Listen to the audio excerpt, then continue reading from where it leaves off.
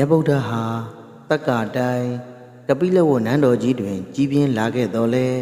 မွေးဖွားရာဒေသသည်ကကပိလဝနှင့်ဒေဝရဟတိုင်းပြည်နှစ်ပြည်ကြားရှိလုံဘိနီတာမောအင်ချင်းဥယျာဉ်တော်ပဲဖြစ်ပါတယ်။လုံဘိနီဥယျာဉ်အမည်တွင်လာပုံသမိုင်းမှာစိတ်ဝင်စားဖွယ်ကောင်းလာပါတယ်။ဒီနေ့တွင်ဒေဝရဟပြည့်ရှင်ဣဇနမင်းကြီးနှင့်မိဖုရားကြီး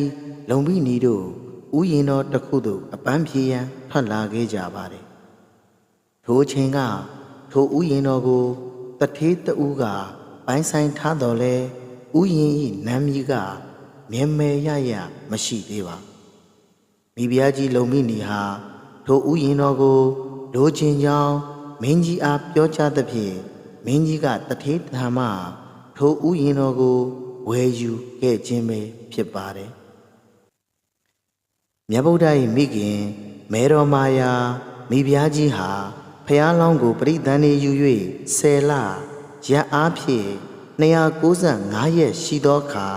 မိမိ၏မွေးဖွားရာဇာတိမြေဒေဝရဟတိုင်းသို့တွားရောက်လဲပတ်လိုတဲ့ဆန္ဒဖြစ်ပေါ်လာခဲ့ပါတယ်။သူမ၏ဆန္ဒကိုသုရဒနာမင်းကြီးထံတွင်လျှောက်တင်သည့်အခါ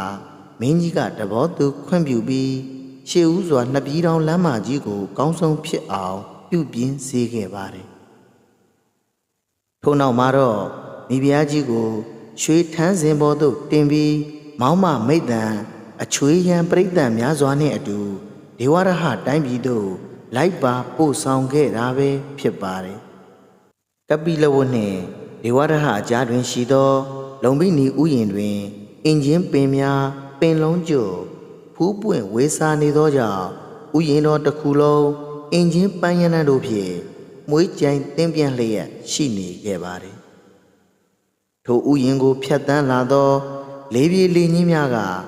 အင်ဂျင်ပန်းရနံ့များကိုတဲဆောင်လာသည်ဖြင့်မိဖုရားကြီးနှင့်တကွမောင်းမမိတ်တံများတို့ဟိုပါမွေးရနံ့များဖြင့်ကြိုင်သင်းစေခဲ့ပါတယ်။ထိုဥယျာဉ်တော်ထဲတွင်ဘုရားပရုံတို့ကလည်းအင်ဂျင်ပန်းဝိရည်များကိုတောက်သုံးကတဝီဝီနှင့်မြူတူကစားလျက်ရှိနေကြပါတယ်။ဥရောင်အောက်ချင်းတာလိကာဖိုကောင်ချက်တူရွေးစတဲ့ငှက်ပေါင်းတို့ကလည်းမွေးကြိုင်သင်းပြန်နေသောအင်ဂျင်ပန်းရနံ့များကိုရှိုက်ရှူကအင်ဂျင်ပင်များပေါ်တွင်နားခုတီးဆူလျက်ပျော်ပါနေခဲ့ကြပါတယ်။ဥယျာဉ်တော်နီးသို့ရောက်သည့်အခါ